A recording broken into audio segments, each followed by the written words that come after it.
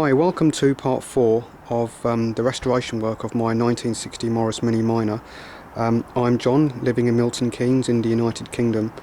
The last video showed you that the floors were completed as far as the welding and the seat cross member, and what I've done since then is quite a lot of work. I've basically put on the cross member these seat mounting brackets, and those are plug welded with a MIG welder across the top.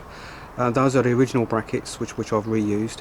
Now all of the welding here is now complete on the inside. I've been able to weld in any gaps that have been left in these inner arches on this side and also on the far side. And not only that, what I've done since the last video is I've replaced pretty much the whole front end panels. As we see here on the left hand side, we see the A panel. This was a new old stock item which I've used and cleaned it up and so on, reused that and welded that into place. Now with these very early minis, they differ quite significantly than later Mark I minis after 1962. Now if I show you through the headlight aperture, you can have a better idea about one of the major differences. I'm not sure if you can see this because of the light, but there is no inner A panel on the really early Mini Mark Is. There's just an outer panel with the door hinge mounting brackets welded straight onto the outer A panel, so there is no inner A panel.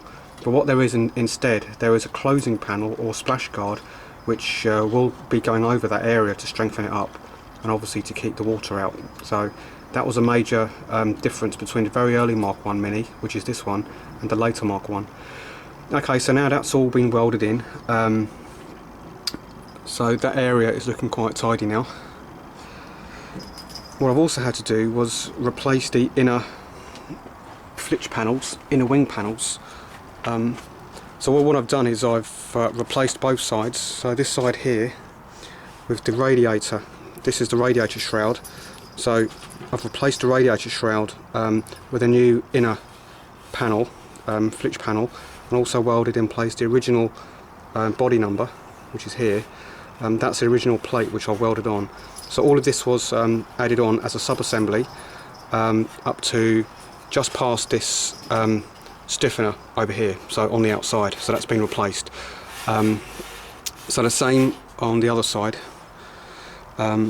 Now these heritage panels, even though they do fit these early minis, I needed to make several modifications on it to make it true to specification for the early car. That includes also cutting out this hole here, which is access to the brake area here. So that enables you to obviously work on that from the outside of the car. So that was a feature on the early minis, very early minis. So now that is now completely finished, and as far as welding is concerned, there is a lot of filling to still do on some areas on the front end, but that's very minor, but that will happen later on in the restoration. So now that's been replaced. I've also reused this bonnet support bracket, so that's been reused. I've made up these electrical harness tabs, these two here, and so all of the tabs are now in place, and quite pleased with the outcome of this. Also what I've had to do is replace a front panel.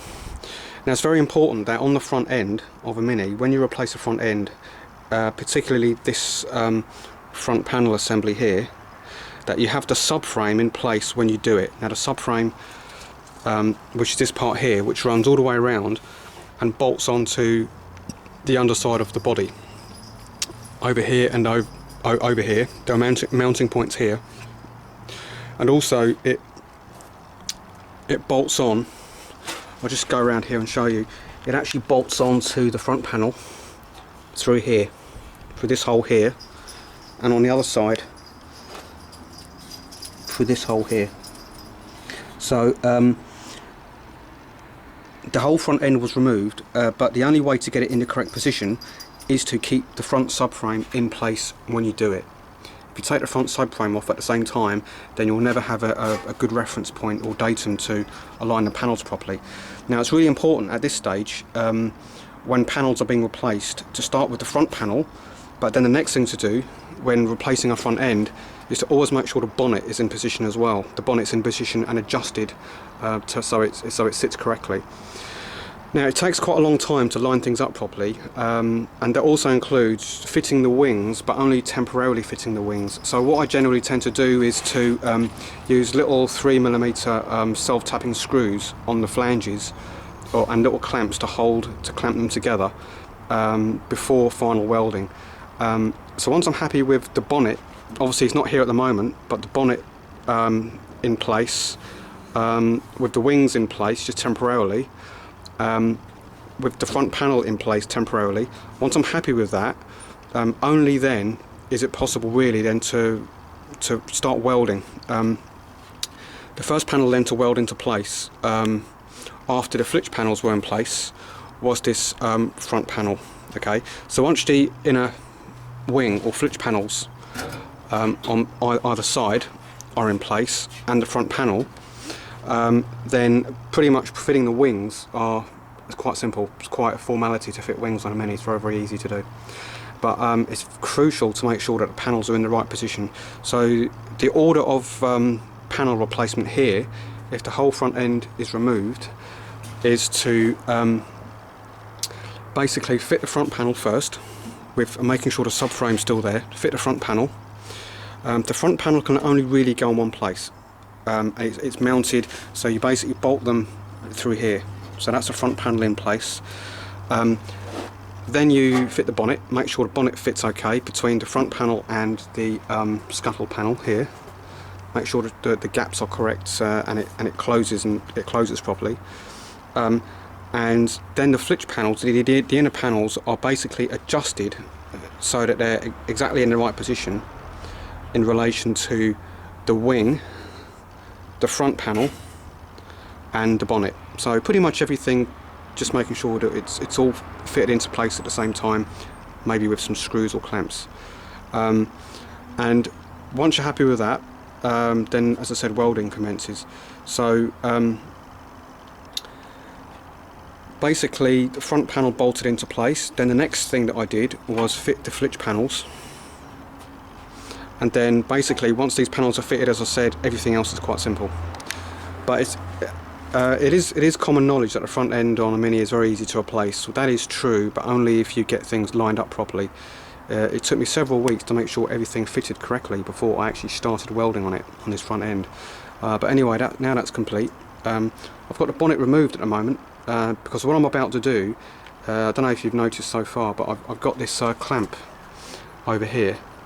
There's basically a bracket, and if we zoom into the rear seat bulkhead, there's another one over there which I made, and what that's for is I'm going to put a scaffolding pole through the entire car, and that scaffolding pole will come out all the way over the front.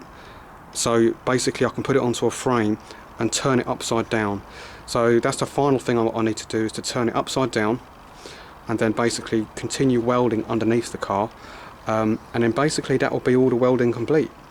Obviously prior to doing that, what I can do now, since I've got the front end welded up, is I can now remove the front subframe and all the running gear. Basically that all comes out with the subframe, so I don't need to remove anything from the subframe in order to do that. All I'm interested to do now is to make the car a complete bare shell by removing the front and rear subframes. Remove the subframe here, everything comes out with it. Then I'll be removing the steering rack area, and then that's it. Then basically that will be the car will be ready really for going onto this scaffolding pole that goes through here, and to be turned upside down or sideways 90 degrees to finish off the welding. So as far as welding is concerned, it's almost there now, and hopefully we should be in the paint shop in the next several weeks, so hopefully by autumn. Okay, and thanks for looking at this video.